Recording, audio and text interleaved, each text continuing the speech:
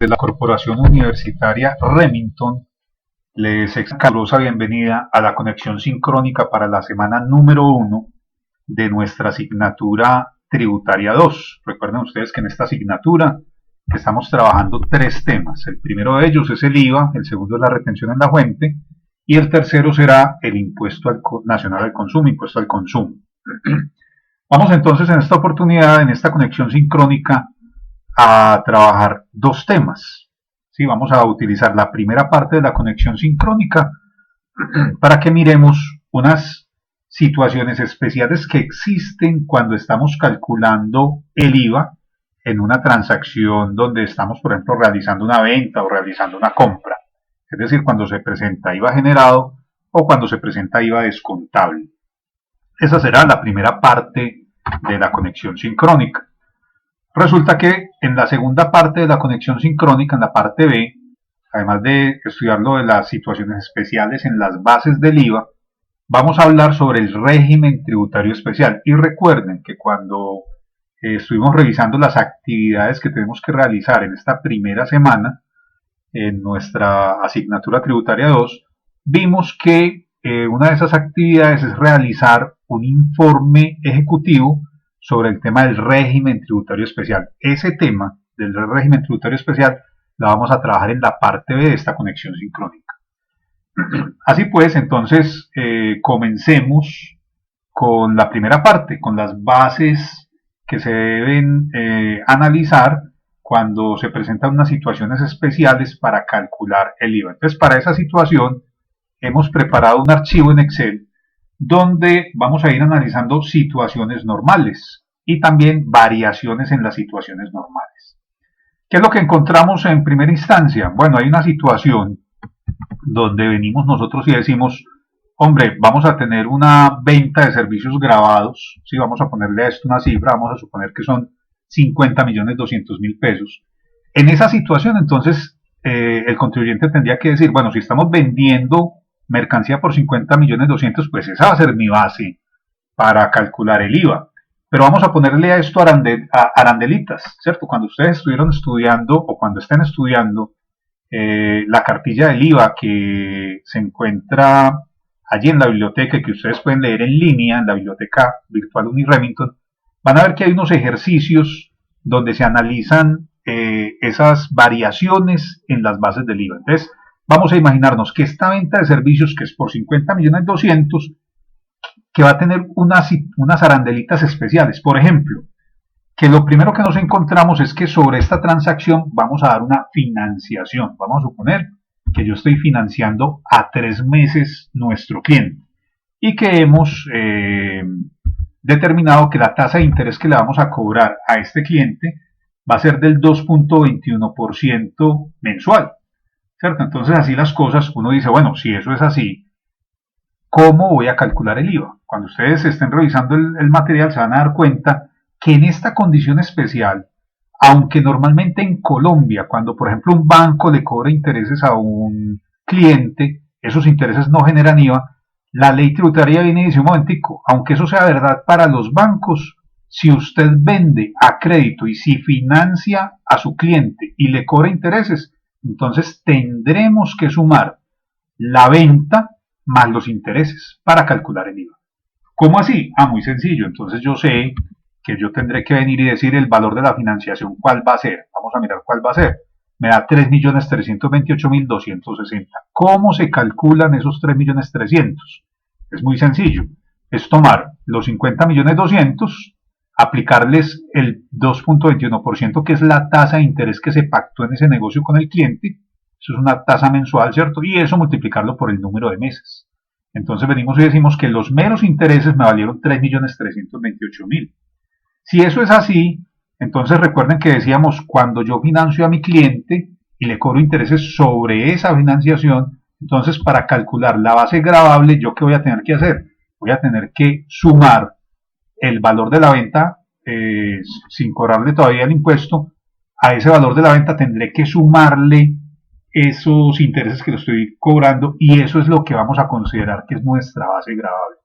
A eso obviamente pues le vamos a aplicar el 19% de IVA Cuando venimos y miramos, entonces vemos que el 19% de 53 millones, pues van a ser 10 millones 170 y por lo tanto el valor total de la operación van a ser 63 millones 698, que es la sumatoria de la base gravable más el IVA. Entonces miren que aquí hay una situación especial. Recuerden, si yo financio un cliente y le cobro intereses por esa financiación, entonces para mí la base gravable no va a ser solamente el valor de la venta, tendré que sumarle la financiación. Esa sería una primera situación. ¿Sí? Pasemos a otra. Vamos a imaginarnos que nosotros tenemos una venta también a crédito, que hemos calculado que cada mes a mí me van a cancelar una cuota sobre una venta. Antes que avancemos con eso, entonces hagamos una cosa, ocultemos estas dos columnas para que no nos vayamos a confundir en el ejercicio, porque este que vamos a analizar es un ejercicio completamente diferente al que vamos a enunciar en este momento. Entonces decimos lo siguiente, vamos a pensar en una situación, este es otro negocio, esta es otra venta, donde yo vendí algo, ¿sí? Lo vendí también a crédito, y resulta que a mí me van a tener que pagar 16 millones de pesos por una factura, ¿cierto? Bien sea porque la vendí a crédito y estoy otorgando una financiación, en fin, entonces aquí puede pasar algo, que mi cliente me pague a tiempo o que mi cliente se demore. Resulta que algunas empresas, cuando los clientes se demoran, vienen y le dicen, vea señor, vamos a hacer una cosa, si usted se me demora, yo le cobro intereses de mora, y resulta que eso lo dejan inclusive escrito, ¿no? En el contrato de compra-venta, inclusive algunas empresas también lo incorporan en la factura. Entonces aquí también hay unos intereses. Miren que en este caso yo estoy diciendo no voy a cobrar la financiación normal de la que estábamos hablando en el ejemplo anterior, sino que voy a cobrar es unos intereses de mora, supongamos porque mi cliente incurrió en unos 90 días de mora.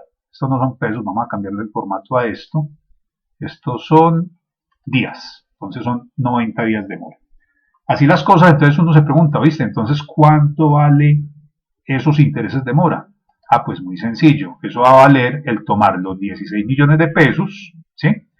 Vamos a aplicarle este interés de mora y vamos a hacer lo siguiente, vamos a multiplicar ese 2.29% por mes, y como son 3 meses, entonces sería por 3, ¿cierto?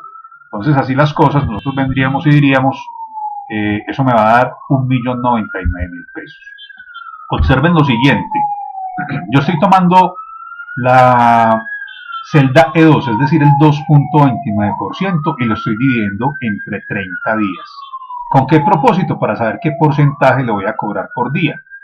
Y eso que me dé por día lo voy a multiplicar por 90 días. Eso significa que ahí obtendría el valor del porcentaje que le voy a cobrar sobre los 16 millones de pesos. Eso es una manera de hacerlo. Otra manera sería decir 90 días son 3 meses, entonces yo podría venir y multiplicar 16 millones por 2.29 por 3 y me daría el mismo valor. En este caso estamos encontrando que mis intereses por mora ascienden a 1.099.000. Entonces, otra vez, el estatuto tributario me dice a mí, vea, en ese caso, señor, la base del IVA no van a ser estos 16 millones de pesos, van a ser la sumatoria de esos 16 millones de pesos más los intereses por mora.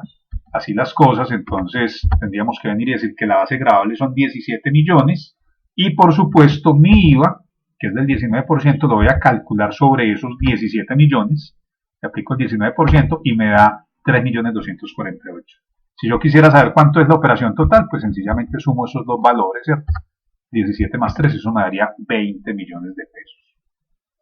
Ahí tenemos entonces otra de las situaciones que ustedes van a estudiar cuando estén analizando la cartilla de IVA. Ocultemos este ejercicio y pasemos a otro que también proponen allí. En ese ejercicio me dicen, vea, usted, perdón, acá vamos a colorear esta letra, usted está haciendo un negocio de una maquinaria, ¿cierto? Está, digamos, vendiendo una maquinaria por una cantidad de dinero, vamos a ponerle a esto 960 millones de pesos, la maquinaria, ¿cierto? Pero resulta que esa maquinaria tienes que ir a instalársela al cliente allá en la bodega del cliente y le vas a cobrar un valor adicional por esa instalación. Entonces, ¿qué es lo que nos dice el estatuto tributario? Cuando eso pase, usted no puede cobrar IVA solamente sobre 960.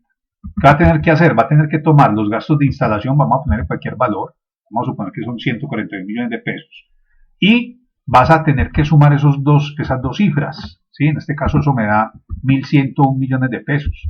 A eso lo vamos a llamar total base gravable, y es sobre ese total base gravable que vamos a calcular el IVA del 19%. Es decir, 1.101 millones por el 19%, 209 millones. Si quisiera saber cuánto es el valor total de la operación, pues sencillamente vengo y sumo 1.101 más el IVA y eso sería el valor total. Recuerden, si yo vendo maquinaria y adicional yo incurro en unas instalaciones, entonces esas instalaciones hacen parte de la base gravable para calcular el IVA. ¿Listo? Pasemos a otro caso que se presenta allí en la cartilla de IVA, ¿sí? Es un caso donde me hablan de las ventas a plazos, ¿cierto? Ventas a plazos. Entonces venimos y decimos que vamos a tener un valor de venta a plazos. La cartilla decía, en el ejercicio decía que eran 42 millones de pesos, ¿sí? Que sobre esos 42 millones de pesos veníamos y calculábamos el 19%, ¿cierto? Será el IVA sobre esa venta a plazos. Es decir, el total de la venta eran 42 más 7, 980, eso me da 49, 980. Y que el cliente mío me iba a dar un anticipo, o me iba a dar más bien como una cuota inicial, llamémoslo así, cuota inicial. ¿En qué consiste esa cuota inicial? En el ejercicio decía, me iban a dar un porcentaje del valor de la venta antes del IVA y adicional me van a pagar el IVA completo. En otras palabras, lo que estamos diciendo es, mire, tomamos los 42 millones de pesos, ¿sí? Y el cliente mío me va a pagar el 20% de esos 42 millones de pesos, pero también me va a pagar el IVA completo. ¿Y por qué se lo vamos a cobrar completo? Porque es que a mí la DIAN no me financia el IVA, yo le tengo como vendedor, le tengo que pagar el IVA enterito a la DIAN, entonces si me pongo a financiarle IVA a mi cliente, pues yo salgo perdiendo, ¿cierto? Entonces no queremos caer en esa situación en la empresa, entonces por eso le cobramos el 20% de la venta a plazos más el IVA completico. Eso era lo que decía el ejercicio. ¿Eso qué significa? Que a mí cuánto me quedaron debiendo. La diferencia, es decir, 49 menos 16, que es la cuota inicial, y a eso lo vamos a llamar el saldo. ¿Listo? Entonces, ¿qué es lo que sucede? Que nosotros vamos a calcular cuál es el valor de la cuota que me van a ir pagando cada vez que me hagan un abono, ¿cierto? Me decían que íbamos a dar 6 meses de plazo, o sea que van a ser 6 cuotas, y necesitamos averiguar cuánto es el valor de la cuota que me van a pagar sobre esos 33 millones de pesos, o sea, cada mes cuánto me van a cancelar. Entonces, ¿cómo se hace eso?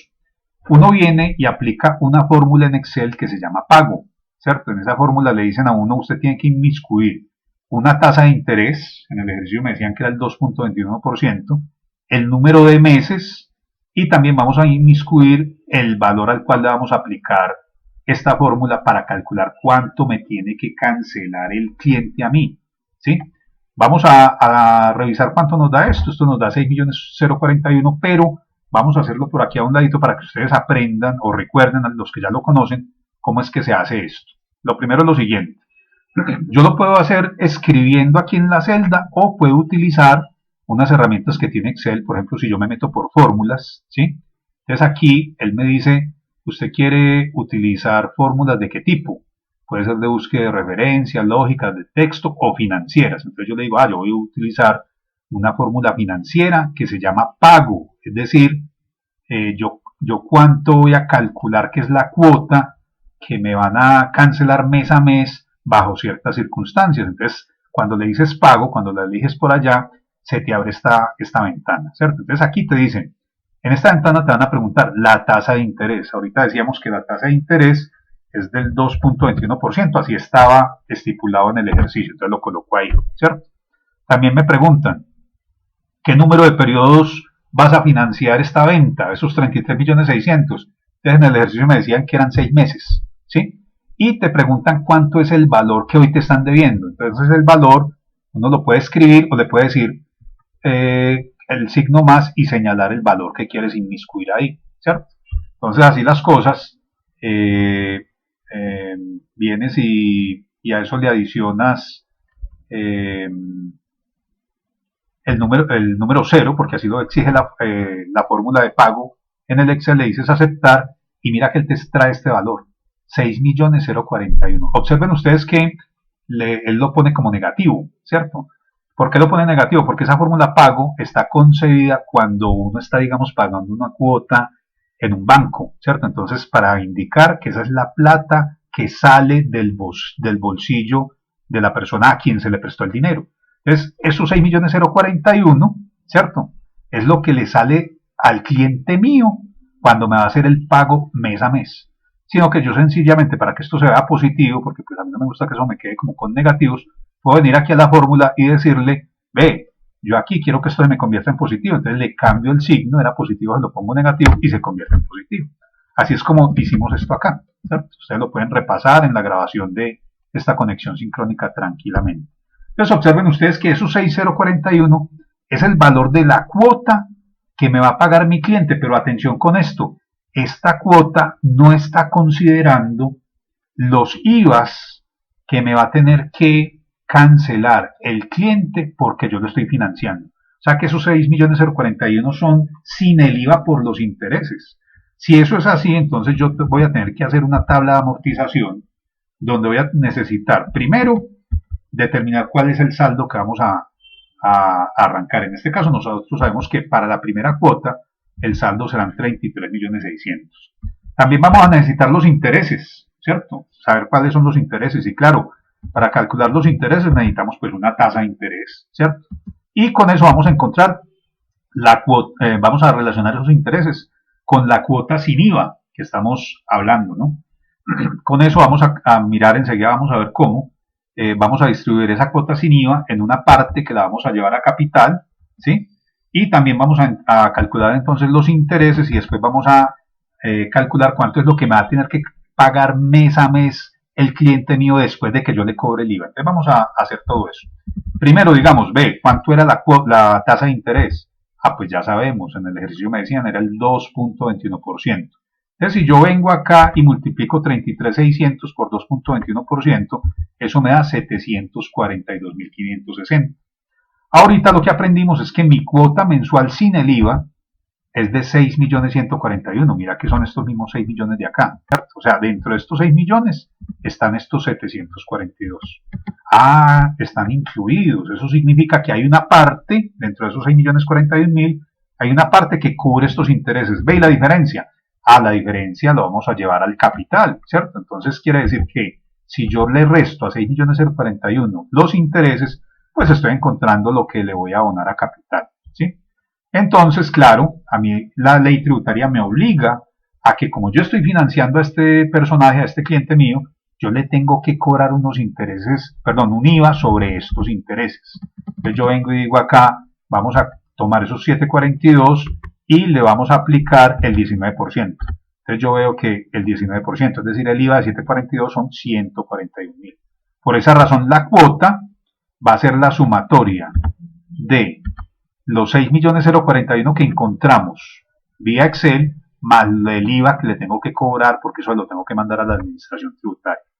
Entonces, así las cosas, para el siguiente mes yo me pregunto, ve, ¿en cuánto me quedó el saldo? Ah, muy sencillo, yo tomo los 33.600.000 y le resto lo que calculé que era el abono a capital. Entonces, en otras palabras, se me baja a 28.301. Como mi tasa de interés es la misma, mis intereses bajan de 7.42 a 6.25. ¿Por qué? Porque el saldo bajó. 28 por el 2.21 me da 6.25. La cuota sin el IVA sigue siendo la misma. El abono a capital, recuerden, es la diferencia entre la cuota y los intereses, es decir, 5.415.000. Y claro, aquí hay unos IVAs, hay un IVA que tienen que ser calculados sobre estos intereses, ¿cierto? Entonces venimos y decimos cuánto me da el 19% de 6.25, 118.000, y así la cuota del cliente que me tiene que pagar en el segundo mes va a ser la sumatoria de la cuota sin IVA más el IVA sobre los intereses. Eso me da entonces 6.159.000. Miren que eso lo tendría que hacer yo mes a mes, ¿cierto? Y son 6 meses, no vamos a necesitar repasar todo eso porque pues precisamente para eso es el Excel. Entonces sencillamente vengo y replico esas fórmulas acá y encuentro esto, ¿cierto? Encuentro que nosotros en este ejercicio nos venimos aquí mes a mes, miren por ejemplo acá, revisando cómo rebajan el saldo gracias a los abonos a capital hasta que finalmente queda en cero, ¿cierto? Pero también observamos que el cliente, si no le cobráramos IVA, nos tendría que cancelar estos 36 millones. Pero como le estamos cobrando el IVA, que le tenemos que mandar cada mes a la DIAN, o cada declaración, pues, que se haga, bien sea bimestral o cuatrimestral, pero se lo tenemos que mandar a la DIAN, todo esto me suma 502.000. Finalmente a mí, el cliente me va a tener que pagar la cuota sin IVA más el IVA, es decir, 36 millones 749. Ese era otro de los ejercicios que teníamos allá en la cartilla del IVA. Ocultemos entonces ese ejercicio y hagamos otro que también está en la cartilla, ¿cierto? Era uno que nos decía que vamos a tener tanto una venta, una compra que hace una empresa, como también una venta, ¿sí? Entonces decimos la compra iba a ser por 32 millones de pesos, ¿cierto? Sobre esos 32 millones de pesos nosotros tendremos que cobrar el 19%, es decir, cuando estamos cobrando, perdón, nosotros no, la empresa que nos vende cobra el 19%, entonces eso significa que el IVA de esa venta que nos hicieron a nuestra empresa es de 6.080.000, miren que ese es el 19%, y por lo tanto, pues entonces la sumatoria de esos, la compra que yo hice, va a ascender a 38.080. ¿Qué es lo que pasa en ese ejercicio que me decían? Ahí se ve muy sencillo, ¿cierto? Lo que pasa es lo siguiente, además de nosotros hacerle una compra a esa empresa triple X, el ejercicio me decía, yo también le hago una venta, ¿sí? Y en la venta yo le vendo a ellos otros productos, digamos por 36 millones de pesos. El IVA de esos 36 millones de pesos viene a ser el 19%, 6.840.000, ¿sí? Y cuando venimos y sumamos eso, eso nos da 42.840.000. Entonces, yo le compré 32 millones más IVA, un total de 38. Yo le vendí 36 más IVA, un total de 42. ¿Por qué este ejercicio? Porque a mí la ley me prohíbe venir y netear transacciones. Es decir, no es que yo le entregue una mercancía a él y él me entrega una mercancía a mí y entonces yo vengo y sencillamente lo que hago es que le voy a facturar la diferencia. Esto está prohibido. Yo no puedo venir y decir, ve, yo voy a facturar la diferencia entre lo que te compré y lo que te vendí. No, eso está prohibido. Yo tengo por ley que considerar cada transacción de manera independiente. Entonces, si ellos me vendieron, ellos tienen que emitir una factura electrónica de venta donde se refleje un IVA que ellos tendrán que pagarle a la DIAN. Y si aquí en este caso me equivoqué, no es compra, sino que este sería la venta. Vamos a corregir esto acá. La venta que yo le hago a esta empresa, ¿cierto? Entonces, si yo le vendí acá, entonces yo vengo y le facturo a ellos, le facturo 36 y le reconozco a la DIAN esos 6.840.000. Vuelvo y reitero, a mí me prohíben netear transacciones, ¿cierto? Entonces, si yo le compro y le vendo a una empresa, no es problema, cada una de esas transacciones tendrá su debida factura electrónica de venta, cosa que la DIAN recibe información por ambas empresas y reciba IVA por ambas empresas. Muy bien. Otra situación que nos presentaban era la siguiente. Vamos a hacer una venta con un descuento, ¿cierto? Un descuento pie de factura. Recuerden ustedes que cuando decimos pie de factura lo que queremos decir es que el descuento se le otorga no es por pronto pago, sino porque en el momento en que yo le hago la venta, de una vez le estoy descontando un valor que le voy a otorgar. Vamos a suponer que sobre el valor que coloquemos le vamos a descontar el 12,5% y así vamos a encontrar un valor neto. El ejercicio nos habla de 48 millones de pesos, el 12,5% es de 48, son 6 millones de pesos, mírenlo ahí, ¿sí? Eso quiere decir que si yo a 48 le resto 6 millones, pues me quedan 42. En este caso, cuando se trata de descuentos pie de factura, solamente en ese tipo de descuentos, yo tomo ese valor neto y ese valor neto es el que voy a utilizar como base para calcular mi IVA, ¿cierto? Entonces ahí tengo un IVA de 7.980.000. Finalmente esa transacción va a valer los 42 millones de pesos más los 7.980.000. Ese era otro. También teníamos por allá otro ejercicio, ocultemos esto para que no nos enrede, ¿sí? Otro ejercicio donde me decían, vea hombre, resulta que yo tengo un inventario, ¿cierto? Digamos yo tengo repuestos o lo que sea, y yo vendo eso, ¿cierto? Yo tengo inventario para la venta, pero a mí como empresa me dio por, digamos, reparar una máquina mía. Entonces voy a mi bodega, tomo unos repuestos, los utilizo para repotenciar mi máquina. Entonces la ley tributaria me dice, ah, señor, ¿cómo le parece que si usted gasta repuestos del inventario que tiene para la venta, ese consumo de esos repuestos, de ese inventario, me va a generar IVA? ¿Ve? ¿Eso cómo se calcula? Ah, bueno, entonces muy sencillo. Vamos a suponer que esos repuestos tienen un costo. A mí me costaron 16.250.000, ¿cierto? Obviamente sin impuestos, sin IVA, ¿sí? Pero si yo lo fuera a vender, el valor comercial de ese inventario sería de 23.562.000, ¿cierto? Entonces la pregunta es, bueno, entonces, ¿qué IVA hay que reconocerle a la DIAN por el consumo de este inventario que a mí me valió 16.250.000? La respuesta que dice la ley tributaria es, usted no puede utilizar el costo de inventario como base. Tiene que utilizar el valor comercial. En otras palabras, usted tiene que venir y decir, el IVA lo voy a calcular no sobre 16.250.000, sino sobre 23.562.000, como si hubiese vendido estos materiales. Imagínense pues. Eso significa entonces que cuando nosotros vayamos a hacer la contabilización en nuestra contabilidad de, primero, el retiro del inventario y en segundo lugar de ese IVA que yo le voy a pagar a la DIAN, tendría que hacer así. Como yo estoy repotenciando una máquina mía, ¿cierto? Entonces yo tendría que decir, lo que vayas a calcular aquí va a ser llevado al activo. Vamos a activar ese consumo de inventario, lo vamos a llevar a propiedad planta de equipo. O sea, mi máquina va a valer más, ¿cierto?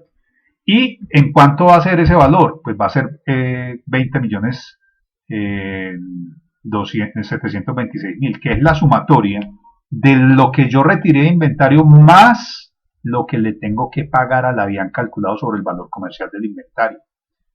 Miren que eso ahí necesitamos llegar a partida doble, ¿cierto? Entonces, ¿qué tengo que hacer yo? Pues mover otras cuentas, por ejemplo, el IVA generado. ¿Cuánto será el IVA generado? Pues claro, 4.476.000, ¿cierto? Y adicional también tendré que llevar el costo del inventario. ¿Y cuál será la cuenta? Pues la cuenta de inventario.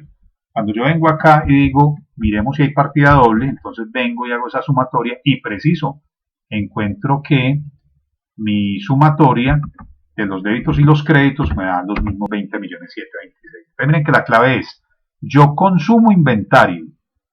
Aunque yo consuma inventario, el IVA lo calculo sobre el valor comercial, pero la contabilización será un mayor valor al activo, en este caso a propiedad planta de equipo, que viene a ser la sumatoria de lo que retiré de inventario más el IVA que fue calculado sobre el valor comercial del inventario. ¿Listo? Muy bien, vámonos con otro de los ejercicios. Entonces pasemos acá y vamos a recordar una situación donde decían, vea, vamos a tener un personaje, digamos el contador, que me va a cobrar unos honorarios, ¿cierto? Digamos de 36 millones de pesos, decía el ejercicio, pero la empresa le va a dar una bonificación de 14 millones. Entonces, normalmente si ese contador es responsable de IVA, sin bonificación, él tendría que venir y tomar el 19% sobre los 36 millones. Pero viene y dice la ley tributaria, ni 5, usted no me puede hacer esa. Usted lo que tiene que hacer es venir y calcular cuál es la base gravable, y la base gravable será el total de la operación, es decir, los honorarios más la bonificación. Así las cosas, encuentro que el IVA viene a ser el 19% de 50 millones, ¿cierto? Ese será mi IVA. Y claro, el total de los servicios que me tendrá que facturar el contador cuando yo le pague los honorarios del mes más la bonificación van a tener que ascender a 59.500.000 IVA incluido. Muy bien, luego nos encontrábamos otro ejercicio que tenía que ver con una importación. Este ejercicio es muy interesante, ¿cierto? Entonces, en este ejercicio venimos y decimos, vamos a hacer una importación, ¿cierto? Entonces, esa importación va a tener unos valores. Cuando una empresa importa, resulta que hay una serie de impuestos inmiscuidos.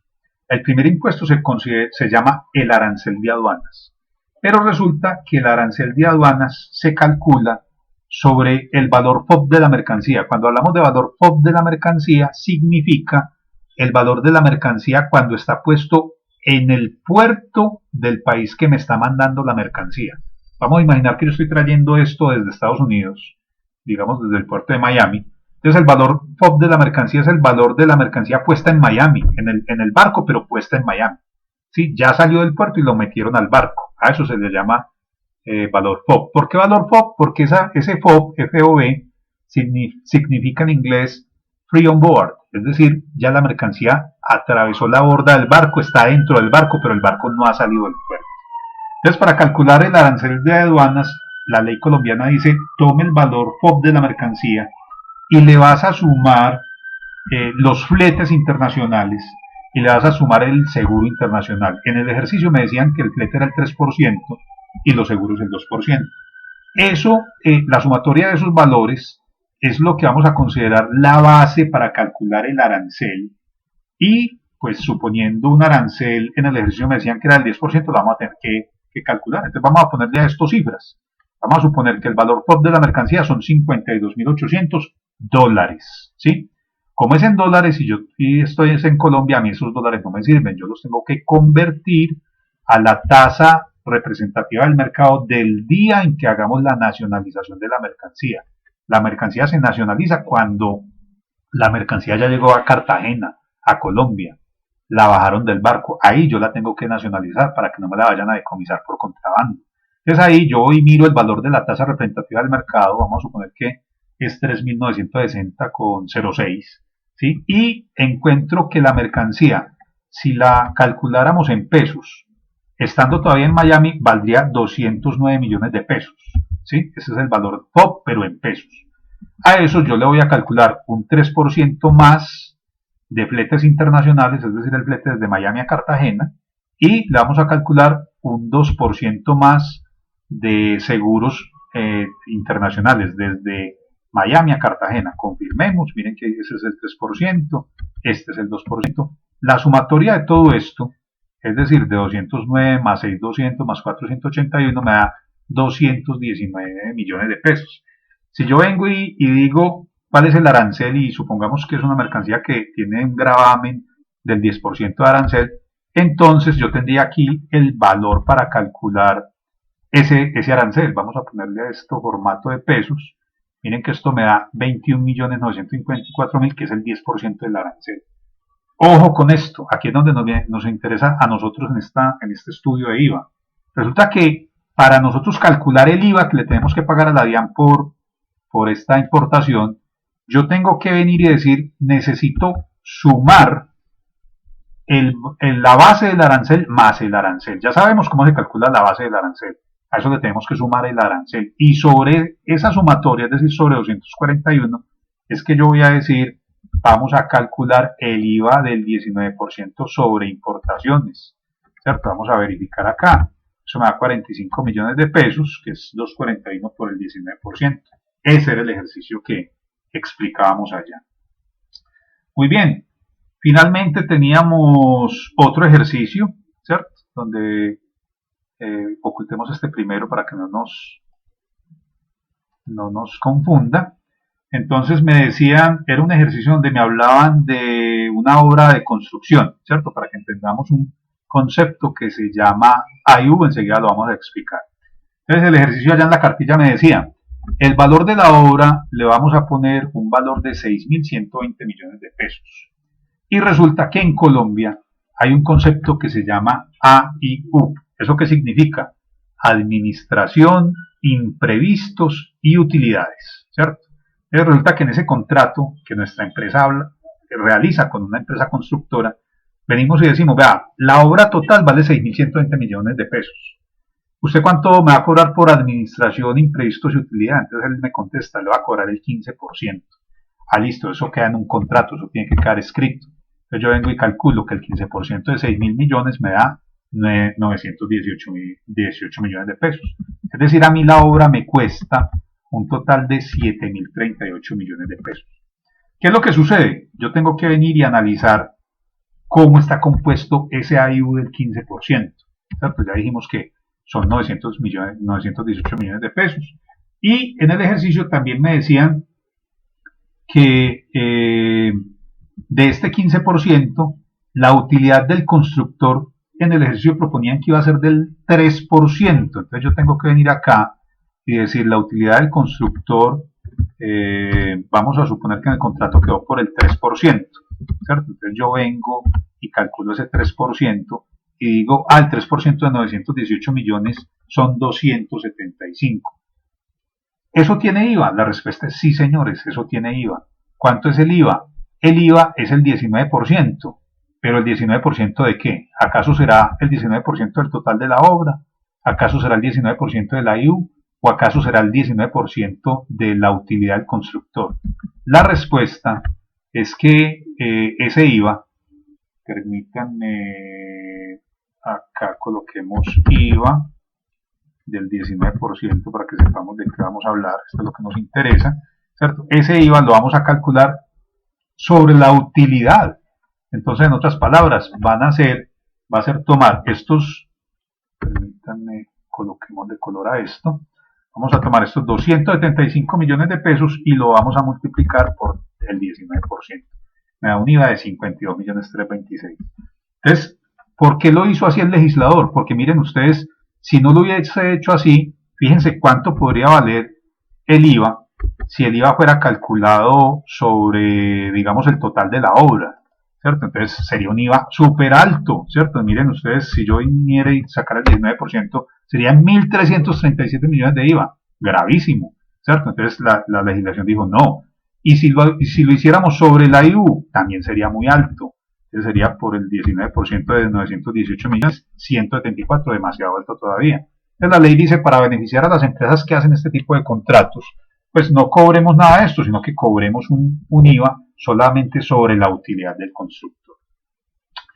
Muy bien, estudiantes, esta era la primera parte de la conexión sincrónica de hoy, ¿sí? Donde estamos analizando unas situaciones especiales a las que se enfrentan las empresas cuando están calculando la base gravable que se tiene que considerar para declarar el IVA a la Administración de Impuestos.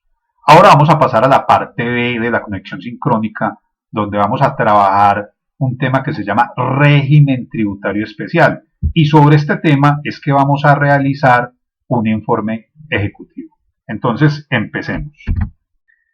Y es que en el año 2019, en diciembre de 2019, habíamos tenido una reforma tributaria en ese momento, era la ley 1943, que introdujo unos cambios que afectaban la forma de practicar y contabilizar la retención en la fuente cuando se tenían transacciones con contribuyentes que pertenecían a un régimen que nació con esa ley, que se conoce como régimen de tributación simple.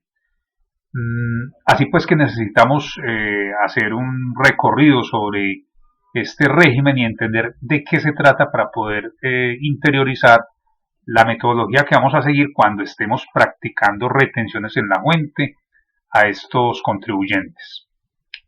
Bueno, resulta que esa ley del año 2018 y que empezaba a aplicar desde enero del 2019, la conocida ley 1943, fue declarada inexequible. Eso ocurrió en octubre del año 2019 y fue declarada inexequible por la Corte debido a que se encontraron vicios de trámite, no se surtieron los procedimientos previstos en la ley y por esa razón, como se dice en el argot popular, esa ley 1943 se cayó. Pero ¿qué es lo que sucedió? En esa misma sentencia, la 481, la Corte dijo que esa decisión de declarar la ley 1943 como inexequible, sus efectos iban a estar diferidos a partir del 1 de enero de 2020.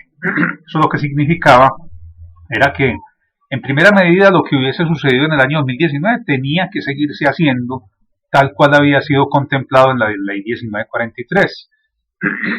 Y como la inexequibilidad de esa ley se difería a partir del 1 de enero del 2020, entonces eso ocasionaba que fuera necesario que la ley se tramitara nuevamente ante el Congreso y que se promulgara, y así mismo sucedió. Por eso entonces decimos que los efectos de ese fallo de inexequibilidad se producían solamente hacia futuro, es decir, desde el 1 de enero del año 2020 en adelante, pero que no afectaba para nada lo que había sucedido hasta el 31 de diciembre del 2019. Así las cosas, entonces se hace necesario que conozcamos la nueva ley que reemplazó la 1943, es decir, la ley 2010 del año 2019 que tiene vigencia a partir del 1 de enero del 2020. ¿Sí? Por esa razón, entonces, vamos a ver una serie de temas que nos van a ayudar a entender de qué se trata este régimen de tributación simple.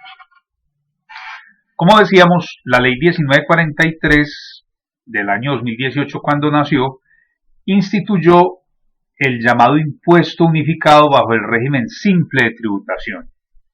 Se le conoce sencillamente como el simple. Ese régimen es opcional, eso significa que a él se acogerán de manera voluntaria los contribuyentes que lo deseen y que cumplan con los requisitos de ley.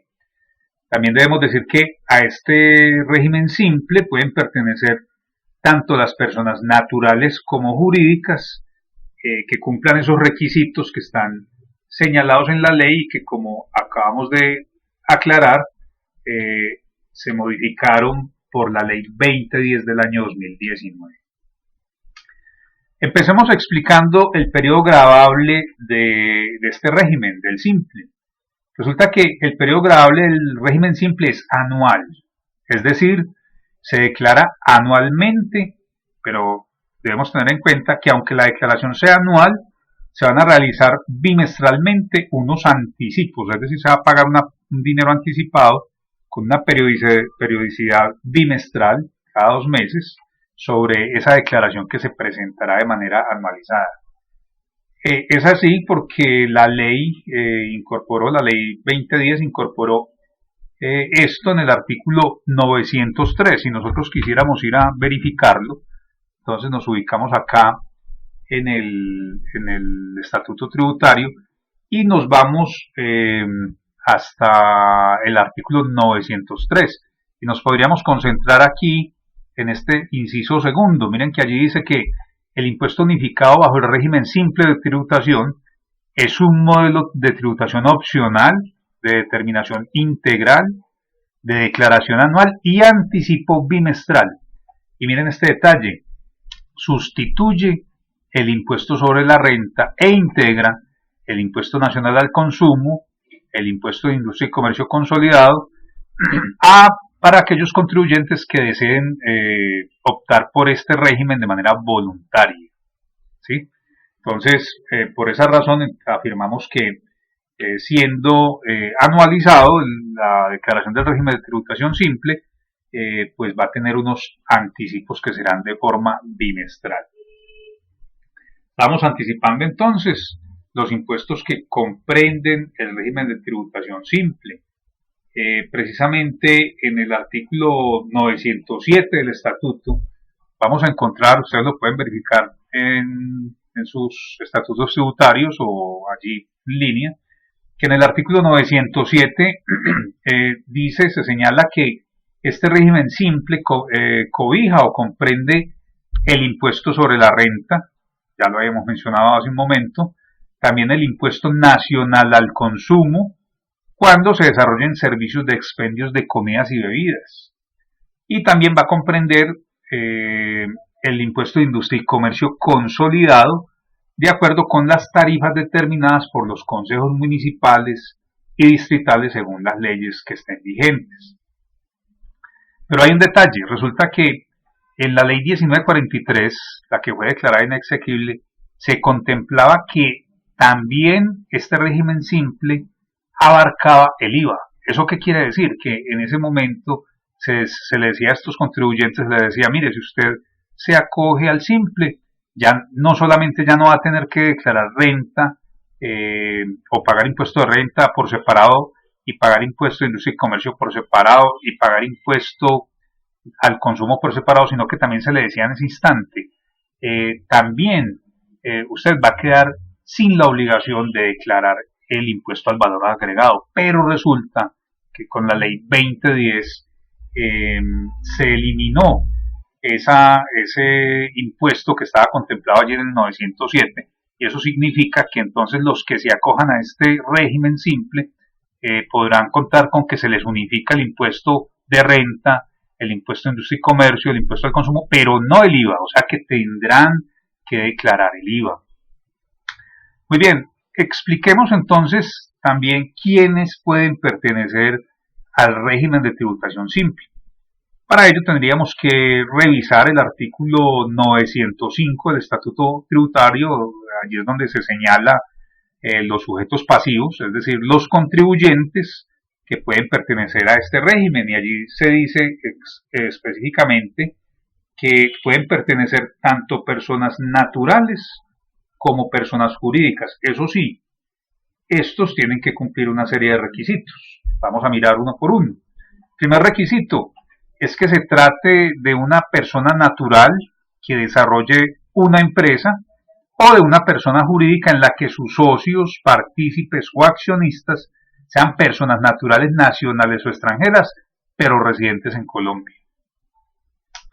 Otro requisito, que en el año gravable anterior hubieran obtenido ingresos brutos, ordinarios o extraordinarios, es decir, la totalidad de los ingresos, inferiores a 80.000 VTs. ¿Eso qué quiere decir? Que pues el interesado en pertenecer a este régimen tendría que ir a multiplicar 80.000 por el valor del VT y mirar si sus ingresos brutos están por debajo.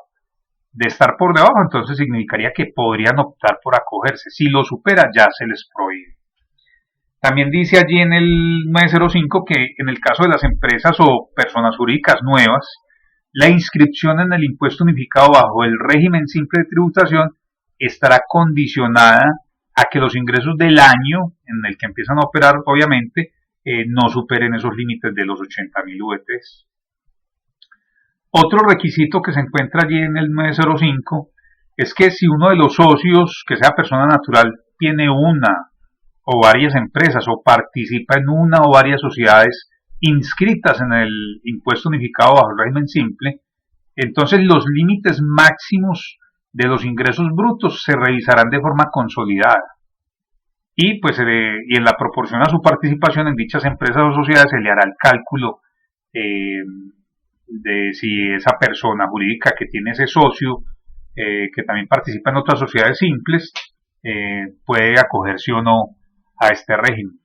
Eso lo que significa es que vamos a imaginarnos un contribuyente que tiene varias empresas y resulta que en una de sus empresas ya pertenece al simple y quiere tomar otra de sus empresas, una segunda empresa, y meterla también al simple. Entonces aquí lo que le dice la ley es un momentico, vamos a mirar, como ya tienes más de una, vamos a mirar todos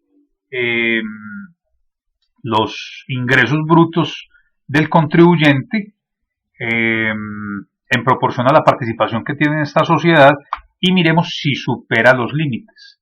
Si lo supera, se le prohibiría entrar al régimen simple a esa sociedad de esta persona que pretende este nuevo régimen. Otro de los requisitos es que si uno de los socios, persona natural, tiene una participación superior al 10% en una o en varias sociedades no inscritas en el impuesto unificado bajo el régimen simple de tributación, entonces los límites máximos de ingresos brutos se revisarán de forma consolidada y en la proporción a su participación en dichas sociedades.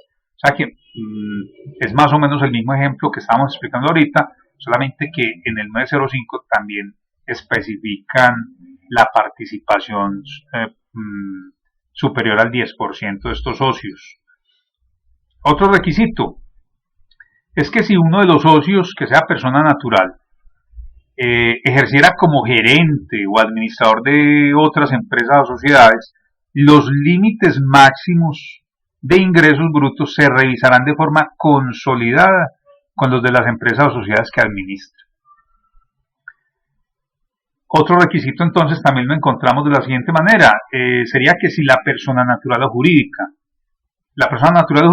esta persona tendría que estar al día con sus obligaciones tributarias de carácter nacional, departamental y municipal, y con sus obligaciones de pago de contribuciones al sistema de seguridad social integral. O sea, tiene que estar al día por concepto de impuestos.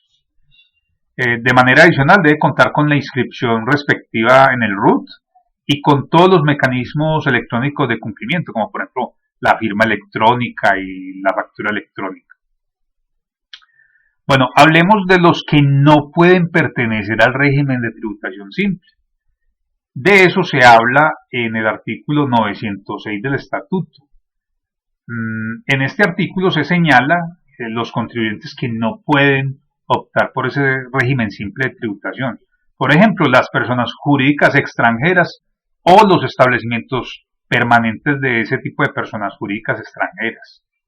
Tampoco pueden pertenecer a ese régimen las personas naturales sin residencia en Colombia o establecimientos que tuvieran estas personas naturales en el país. Tampoco pueden pertenecer las personas naturales residentes en el país que en el ejercicio de sus actividades configuren los elementos propios de un contrato realidad laboral o relación legal y reglamentaria de acuerdo con las normas vigentes en la ley.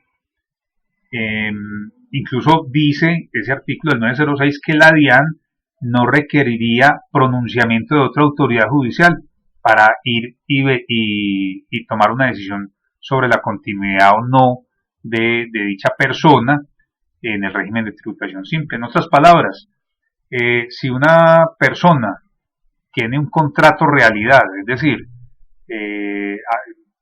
tiene una contratación con una empresa y se configura como una relación legal, una relación laboral, esa persona no podría hacer aparentar que esas actividades y que esos ingresos provenientes de la relación laboral los va a enmascarar como si pertenecieran al régimen de tributación simple. Otro requisito, las sociedades cuyos socios o administradores tengan en sustancia una relación laboral con el contratante, por tratarse de servicios personales prestados con habitualidad y subordinación. Estas tampoco, entonces, podrían o estarían autorizadas para pertenecer al régimen simple. También se les prohíbe a las entidades que sean filiales, subsidiarias, agencias, sucursales, de personas jurídicas nacionales o extranjeras, o de extranjeros que sean no residentes en el país.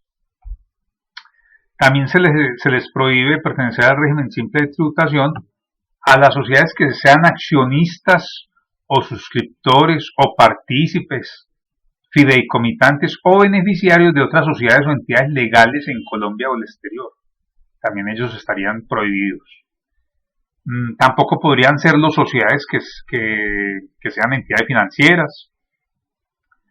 Y también se le prohíbe a las personas naturales o jurídicas que se dediquen a actividades de microcrédito, ¿sí? O actividades de gestión de activos o intermediación en la venta de activos o arrendamiento de activos o actividades que generen ingresos pasivos que representen un 20% más de los ingresos brutos totales de la persona natural o jurídica. Tampoco podrían pertenecer los que realicen factoraje, también se le conoce a eso como factoring, es decir, compra de cartera, ¿no? Tampoco pueden pertenecer los que presten servicios de asesoría financiera o estructuración de créditos, tampoco los que se dediquen a la generación, transmisión, distribución o comercialización de energía eléctrica, tampoco si la entidad fabrica, importa o comercializa automóviles, tampoco podría pertenecer al simple.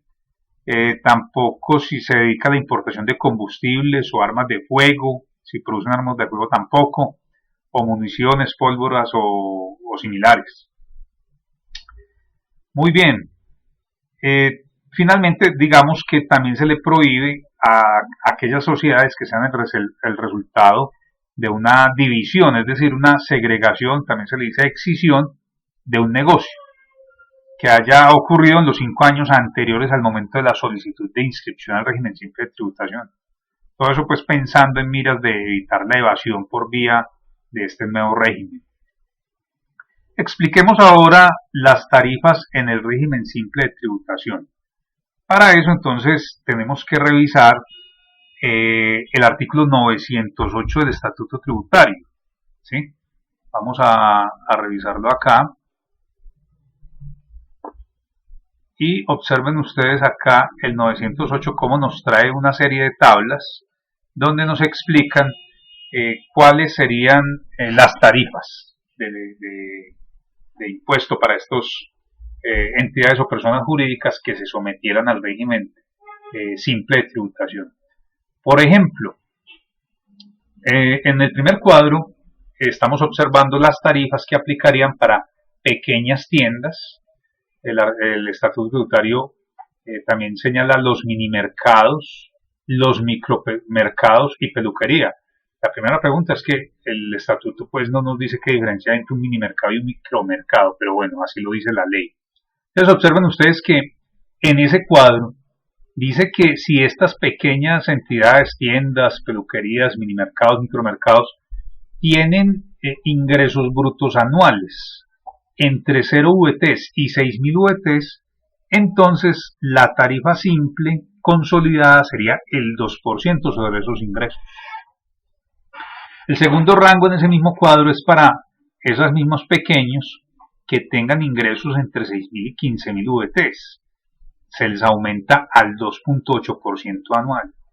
Y si se tratara de entidades o personas jurídicas catalogadas como pequeños, en este numeral primero, entonces si tuvieran ingresos brutos entre 15.000 y 30.000, ya la tarifa sería del 8.1. Y si fuera entre 30.000 y 80.000 VTs, ya la tarifa iría hasta 11.6%. Más de 80.000 VTs, recuerden ustedes que no se le permitiría a una persona natural o jurídica pertenecer a ese régimen de tributación simple. Ese sería como el primer grupo. Vámonos para el segundo grupo, el segundo cuadro. Entonces observamos lo siguiente, que aquí incluyen las actividades comerciales al por mayor y al detal. ¿Sí? Entonces nos explican de qué, de servicios técnicos, mecánicos, ahí hablan de los electricistas, albañiles, construcción, actividades industriales, agroindustria, miniindustria, microindustria, telecomunicaciones y otras que dice el artículo en el numeral 2 que no estén incluidas en otros numerales. Entonces aquí ya nos dicen, miren, vamos a manejar unas tablas distintas. Por ejemplo, si se tratara de unos ingresos brutos anuales entre 0 y 6.000 VTs, la tarifa para este segundo grupo sería el 1.8. Luego en el rango de los 6.000 a los 15.000, la tarifa sería el 2.2. De los 15.000 a los 30.000 sería el 3.9 y entre 30.000 y 80.000 sería el 5.4. Es decir que en este grupo observamos unas tarifas más favorables que en el primer grupo. Miremos ahora el tercer grupo. En el tercer grupo se ubican los servicios profesionales, como por ejemplo los contadores públicos o los abogados. Servicios entonces de consultoría, donde dice el estatuto predomina el factor intelectual y que estén prestados por profesionales que ejercen profesiones liberales, ¿no? Están los mismos rangos, ¿no? Entonces miramos la variación, dice que de 0 a 6.000 la tarifa sería el 5.9, de 6.000 a 15.000 sería 7.3% anual, de 15.000 a 30.000 el 12 y de 30.000 a 80.000 el 14.5. Viene uno y concluye, hombre, unas tarifas supremamente altas para las profesiones liberales. O sea que tendría uno que cuestionarse qué tan benéfico es para el profesional acogerse a esto del régimen de tributación simple. Finalmente encontramos un cuarto grupo, ¿sí? En este cuarto grupo nos dicen que se van a ubicar quienes se dedican al expendio de comidas y bebidas y actividades de transporte. Entonces nos hablan también de los mismos rangos y dice que de 0 a 6.000 la tarifa sería el 3.4% anual, de 6.000 a 15.000 del 3.8%, de 15 a 30.000 el 5.5% y entre 30.000 y 80.000 el 7% anual. ¿Sí? Muy bien, miren ustedes ese parágrafo número 1.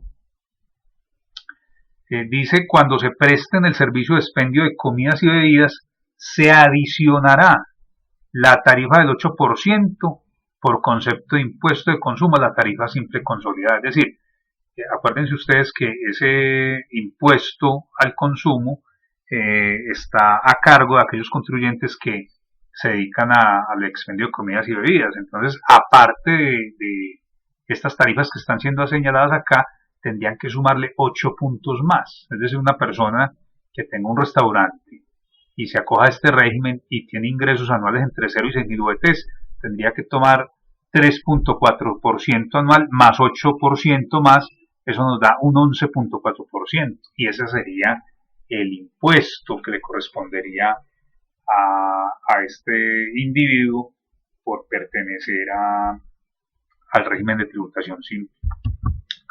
Muy bien, hablemos sobre la parte que nos interesa en este módulo que estamos trabajando actualmente, y es la que tiene que ver con la retención en la fuente en el régimen simple de tributación, o régimen de tributación simple. ¿Qué es lo que sucede? Resulta que a los contribuyentes que opten por el régimen simple de tributación no se les practicará retención en la fuente. Es decir, estarán exonerados de la retención en la fuente. Eso sí, a título de renta. Tendríamos que referirnos entonces al artículo 911, ¿sí?, del Estatuto Tributario, donde nos dice que los contribuyentes del impuesto unificado bajo el régimen simple de tributación no estarán sujetos a retención en la fuente y tampoco estarán obligados a practicar retenciones y autorretenciones en la fuente, con excepción de las retenciones correspondientes a pagos laborales. Es decir, vamos a imaginarnos que estamos en nuestra empresa, que nuestra empresa no pertenece a este régimen especial, sino que es una empresa que pertenece al régimen ordinario de renta, y le compramos a alguien que pertenezca al régimen de simple de tributación. Entonces, ¿qué encontramos? Que el artículo 911 nos prohíbe practicarle a esa persona natural o jurídica retención en la fuente por renta. Sí, aclaremos que es por renta. También en ese 911 nos dicen que en los pagos por compras de bienes o servicios realizados por los contribuyentes del simple, el tercero que recibe el pago, es decir, a quien le compró el que pertenece al simple, y que pertenezca ese tercero al régimen ordinario, tendrá que actuar como agente autorretenedor del impuesto. O sea que esta es otra situación. Si nosotros estamos en el régimen ordinario y le compramos a alguien que pertenezca al simple, ¿cierto? Entonces opera esta situación. Si le compramos, entonces no podríamos practicarles la retención en la fuente. Ahora, ¿qué pasaría si nosotros le vendemos? Entonces, como a ellos, los del simple, no los obligan a practicar retención en la fuente, entonces a mí me obligan a autorretenerme, ¿sí? Autorretenerme a título de renta y enviarle esa autorretención a la administración de impuestos. ¿Por qué razón? Porque lo que se pretende con este nuevo régimen es que los que se acojan se desentiendan de todas estas obligaciones, que se salgan de sus responsabilidades simplemente presentando la declaración anual y que hagan sus anticipos cada 2 meses. Entonces todas las otras obligaciones de retener en la fuente recaen sobre los que transen con ellos. Pero resulta que el mismo artículo 911 aclara lo siguiente, dice: lo anterior, o sea, lo que acabamos de explicar, sin perjuicio. Cuando ustedes lean en el estatuto sin perjuicio, significa sin olvidar que. Siempre interpretenlo de esa manera. Entonces, ahí en el 911 nos van a decir lo anterior sin perjuicio, sin olvidar que la retención en la fuente a título de impuestos sobre las ventas estará regulado por el numeral 9 del 437-2. ¿Eso qué significa? Que tenemos que ir a revisar ese artículo. Entonces nos paramos acá en el estatuto, vamos y buscamos el artículo 437-2 y nos desplazamos hasta el numeral 9 para que veamos qué es lo que nos dicen acá. Aquí lo voy a iluminar.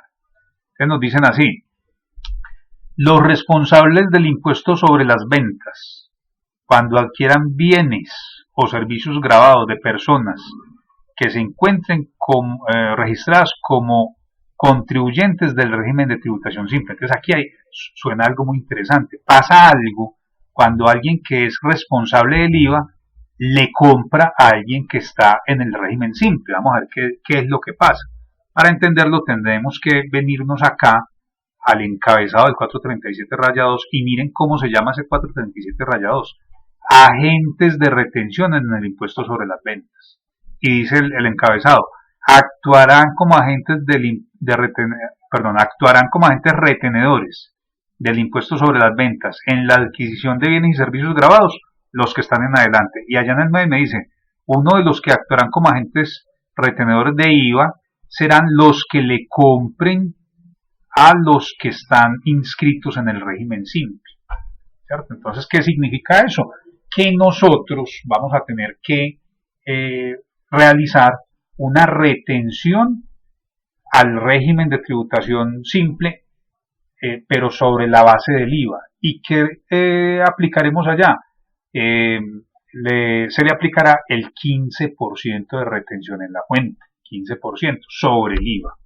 Eso lo que significa es que a los del simple no se les retiene en ningún momento cuando uno les compra, pero sí se les retiene IVA. O sea, ellos me van a facturar IVA a mí, ¿cierto? Y cuando me facturen IVA, entonces yo le pago la totalidad de la factura menos el 15% del IVA que me cobre.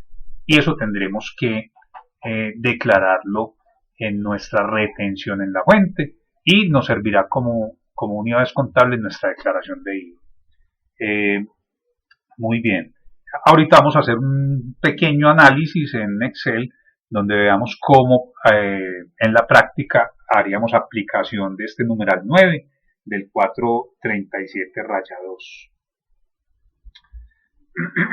Muy bien. Finalmente, antes de que pasemos al ejercicio, hablemos de los aportes a la seguridad social y para fiscales en el régimen simple de tributación.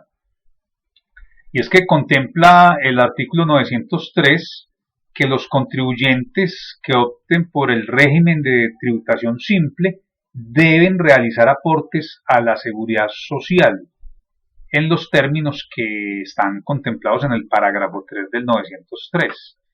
En el parágrafo dice lo siguiente: los contribuyentes que opten por acogerse al simple deberán realizar los respectivos aportes al régimen general de pensiones, al sistema general de pensiones, de conformidad con la legislación vigente, y dice, y estarán exonerados de aportes para fiscales en los términos del artículo 114-1. En otras palabras, los del simple van a hacer aportes a pensiones, pero estarán exonerados de parafiscales. Recordemos nosotros que los parafiscales son aquellos de la Caja de Compensación Familiar, el Instituto Colombiano de Bienestar Familiar y el SENA. Muy bien, entonces nos hacen esa aclaración. Muy bien, ahora sí veamos un pequeño ejemplo de cómo sería una transacción cuando nosotros realizamos una compra de bienes o servicios a un contribuyente que pertenezca al régimen de tributación simple y cómo eso se relaciona con el tema que hemos estado estudiando sobre retenciones en la fuente e impuestos. Muy bien, para ello entonces procedamos a elaborar un ejercicio sencillo donde entendamos cómo vamos a proceder en la contabilización en la cuenta de la clase pasivos, dentro de esa cuenta entonces al grupo de los impuestos por pagar, cuando hacemos adquisiciones de bienes o servicios a contribuyentes que pertenezcan al denominado régimen de tributación simple, el que hemos venido explicando. Muy bien, ¿qué es lo que sucede? Pensemos entonces en que vamos a adquirir, digamos, inventario para la venta. Entonces, ¿qué tenemos que hacer? Venir y registrar en el libro diario, digamos, la adquisición de inventario por $1.000.000 de pesos, lo llevo a la cuenta de inventario porque pues después lo voy a vender y claro, resulta que ese contribuyente del régimen de tributación simple, con la modificación que trajo la ley 2010 de diciembre del 2019, sobre la ley 1943 declarada inexequible de diciembre del 2018, ese contribuyente del simple está obligado a facturarme y cobrarme IVA. Entonces, ¿qué tendrá que hacer esa persona? Pues me factura un IVA del 19% y yo procedo a registrarlo aquí en mi cuenta mayor de IVA y esa será una transacción de naturaleza débito porque es un IVA descontable. Pero ¿qué pasa? Resulta que cuando nosotros pasamos acá al estatuto tributario, estábamos mirando en el artículo 437-2 que allí se señala a unos grupos de agentes responsables de la retención del impuesto sobre las ventas. Y leíamos en la parte A de la conexión sincrónica, que el 437 nos decía, actuarán como agentes retenedores del impuesto sobre las ventas en la adquisición de bienes y servicios los siguientes contribuyentes. Entonces se enumeran una cantidad, ¿no? Y si nos vamos hasta el noveno, hasta el numeral 9, dice que entre los responsables que tienen que retener IVA, dice que están los responsables del impuesto a las ventas cuando adquieran bienes corporables muebles o servicios gravados de personas que se encuentran registradas como contribuyentes del impuesto unificado bajo el régimen simple de tributación. ¿Eso qué significa? Que en este ejercicio que estamos haciendo, si nosotros estamos adquiriendo un inventario de 1.000.000 de pesos que trae un IVA de 190.000, entonces tendremos que retener sobre ese IVA una cantidad. Y eso, pues claro, no será para nosotros, eso será para la DIAN. Entonces vamos a manejar acá una cuenta que será retención en la fuente por pagar a título de IVA. Y uno se pregunta, ¿cuál será el porcentaje de retención que le vamos a aplicar?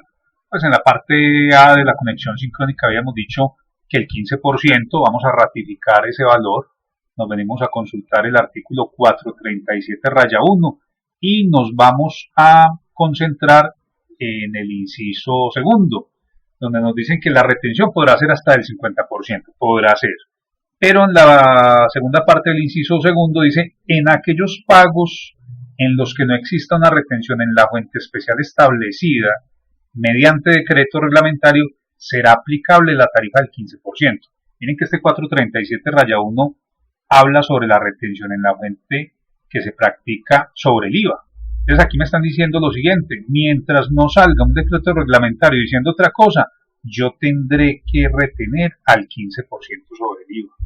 Así las cosas, volvemos al ejercicio y decimos que vamos a calcular el 15% de ese IVA. Entonces tomamos 290.000, le calculamos el 15% y encontramos pues que lo que tendremos que retenerle es 28.500 pesos.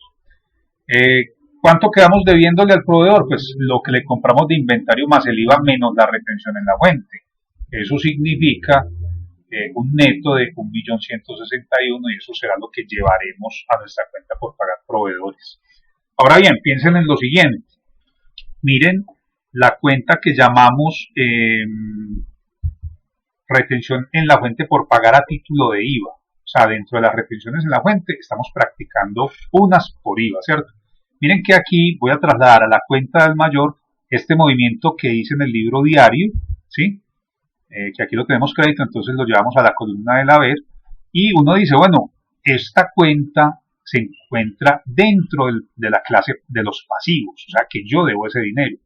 ¿Yo cuándo cancelo ese dinero? Pues cuando al mes siguiente en la declaración de retención en la fuente vengo y le cancelo a la DIAN ese valor. Entonces vengo acá y saco los saldos y digo, el mes anterior yo había retenido a un proveedor mío que pertenece al simple 28.500. Ahora en este mes, un mes después, vengo y se los pago. ¿Y cuál será el saldo? 28.500.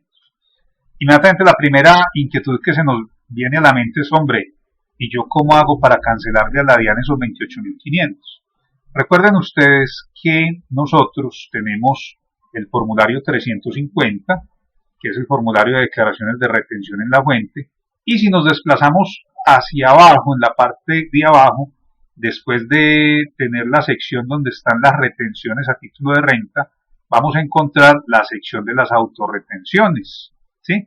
Pero más abajo venimos y encontramos unas retenciones, dice acá, a título de IVA. Mírenlo acá en esta parte, retenciones a título de IVA. Entonces, este formulario que estamos viendo es el que estábamos utilizando hasta diciembre del 2019, ¿sí? Entonces, en este renglón 79, dice que aquí vamos a llevar las retenciones a título de IVA que le practicamos a nuestros proveedores y que le estamos mandando este dinero a la DIAN.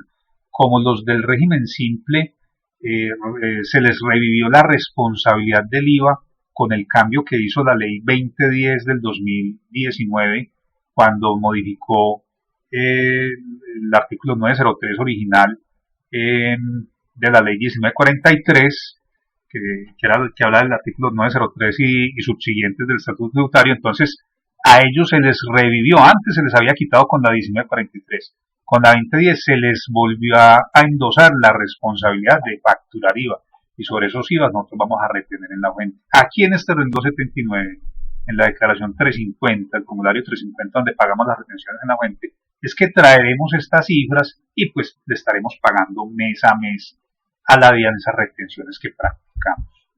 Eso pasa cuando nosotros estamos comprándole bienes o servicios a contribuyentes que pertenecen al régimen simple. Ahora, ¿qué sucede cuando nosotros en vez de comprar vendemos bienes al régimen simple? Así las cosas, entonces nosotros vamos a proceder de la siguiente manera. En primer lugar, vamos a ubicarnos acá en el Estatuto Tributario y vamos a confirmar qué dice la ley sobre la situación cuando le vendemos a los del régimen simple. Entonces nos vamos hasta el artículo 911 del Estatuto y nos ubicamos en la parte B de ese artículo. ¿Sí? Aquí lo voy a iluminar para que lo interpretemos. Dice así: en los pagos por compras de bienes o servicios realizados por los contribuyentes del impuesto unificado bajo el régimen simple de tributación. Es decir, aquí lo que me van a hablar es el caso cuando alguien que pertenece al simple me compra a mí que soy del régimen ordinario. ¿Sí? Entonces, ¿qué vamos a hacer nosotros los que somos del ordinario cuando un cliente mío yo le facturo y él me dice que pertenece al simple? Entonces dice, el tercero receptor del pago, o sea, la persona a quien el contribuyente del simple le pagó, en este caso a nosotros que somos del ordinario y le facturamos. Dice, el tercero receptor del pago, contribuyente del régimen ordinario, es decir, nosotros, lo reitero, y agente retenedor del impuesto sobre la renta, deberá actuar, miren esto, como agente autorretenedor del impuesto. Lo anterior, sin perjuicio de la retención en la fuente, a título del impuesto sobre las ventas, regulado por el numeral 9 del 437 rayados. Entonces, ¿cómo vamos a aplicar esto? Pues vamos al ejercicio y digamos lo siguiente. Nosotros en este caso ya estamos en el otro punto donde somos los que le vendemos, nosotros que somos del ordinario, le estamos vendiendo a uno del simple. Así las cosas, yo vengo a mi contabilidad, yo que soy del ordinario digo, yo voy a registrar ingresos, que sabemos que es de naturaleza crédito, le vendí 1 millón. Claro, como yo soy del régimen ordinario de renta y también responsable de IVA, pues le facturo el IVA, ¿cierto? Entonces, un crédito de 190.000, se lo quedo debiendo a la DIAN, ¿cierto? 190.000. Pero, ¿qué es lo que sucede? Que, obviamente, este personaje del simple ya no me puede retener en la fuente porque precisamente por haberse acogido a ese régimen del simple, pues se le simplificó su situación tributaria, ya no está obligado a practicar retención en la fuente. O sea que él a mí me va a quedar debiendo un neto de 1.190.000. Pero en el 911 me decían que cuando yo haga esa venta, yo que soy del ordinario, yo tendré que actuar como agente autorretenedor del impuesto. Agente autorretenedor. Entonces, ¿qué significa eso? Que yo mismo me voy a tener que autorretener. Es decir, voy a tener que tomar la base antes de IVA, es decir, el 1.000.000 de pesos, e ir y buscar cuál es la tarifa, en este caso por ventas de mercancía, que le aplica y que sería la retención que me practicaría cualquier contribuyente. Entonces sabemos que es el 2,5. El 2,5 de 1.000.000 de pesos es 25.000. Pero como el contribuyente que me compró es del simple, él no me puede retener. Entonces yo me autorretengo. Entonces la transacción sería así. Llevaría este débito a retenciones en la fuente a favor. Es decir, la vamos a ubicar por allá en las cuentas por cobrar, retenciones en la fuente a favor, que más tarde, un año después, cuando yo presente mi declaración de renta, le voy a decir a la DIAN yo le debo tanto de impuesto menos lo que tenga en la cuenta de retenciones en la fuente a favor. ¿Y cuál es la contrapartida de estos 25.000 pesos? La cuenta de retenciones en la fuente por pagar que estamos moviendo cada mes. En este caso, pues una subcuenta que podríamos llamar autorretención en la fuente por pagar a título de renta, 25.000 pesos. ¿Cierto? Entonces nos venimos para acá y armamos nuestra cuenta mayor y decimos que tenemos una cuenta que se llama retención en la fuente por pagar a título de renta, donde nos autorretuvimos 25.000 y el crédito lo llevamos aquí a esta cuenta que pertenece al pasivo. Y nosotros, ¿cuándo cancelamos esos 25.000? Pues cuando al mes siguiente yo le digo a la DIAN, le voy a mandar mi formulario 350 y con ese formulario lo estoy cancelando todas las retenciones en la fuente que haya practicado, incluyendo esta autorretención.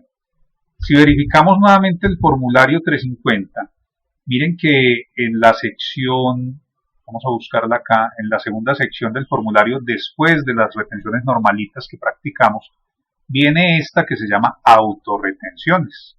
Entonces aquí en autorretenciones existe el renglón 43. En el renglón 43 yo voy a colocar tanto la base como la retención que yo me autopractiqué cuando, por ejemplo, le vendí a un contribuyente que pertenece al régimen de tributación simple.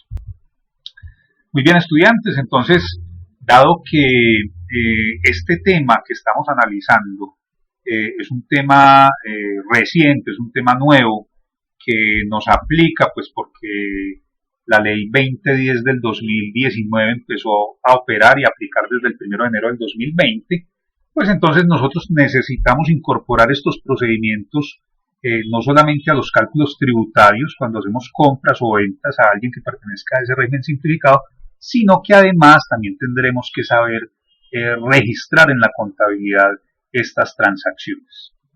Muy bien, este era el tema que queríamos analizar en la conexión sincrónica de esta semana. Espero que sea de utilidad para ustedes y que le den aplicación en las empresas donde ya estén trabajando en los departamentos de contabilidad. Nos vemos en la próxima conexión sincrónica. Hasta pronto.